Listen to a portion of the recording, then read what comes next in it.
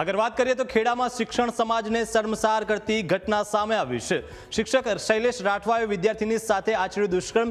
8મા ધોરણથી જ વિદ્યાર્થીનીને લંપટ શૈલેષ કરતો હતો હેરાન। ધોરણ 9માં અભ્યાસ માટે દીકરી સાવલી ગઈ હતી। શૈલેષ રાઠવા ચિંતલાવ પ્રાથમિક શાળાનો શિક્ષક છે। ધોરણ 8 સુધી ચિંતલાવ પ્રાથમિક શાળામાં અભ્યાસ કરતી હતી દીકરી। સાવલી ગયા બાદ પણ હેવાને દીકરીઓનો પીછો ના છોડ્યો। દીકરીના પરિવારને જાણ થતાં પોલીસને કરાઈ જાણ। ડાકોર પોલીસે શિક્ષક શૈલેષ રાઠવા ઉપર પોક્સો સહિતની ફરિયાદ નોંધવી છે।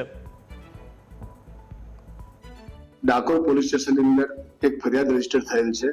BNS કલમ 64(2)F 65(1) 75(2) 351(2) પોક્સો 4 5F અને 6(12) મુજબ એ ફરિયાદના કામે હકીકત એવી છે કે ઠાસર તાલુકાના એક ગામમાં શિક્ષકની નોકરી કરતા શિક્ષકે ધોરણ 8માં ભણતી બાળકીની સાથે દુષ્કર્મ કરેલ છે અને એના ફોટા પાડી લઈ એને બ્લેકમેલ કરેલ છે, જે બાબતેનો ગુનો રજીસ્ટર થયેલ છે અને શિક્ષકને પકડવા માટેના ચક્રો પોલીસે ગતિમાન કરી દીધા છે।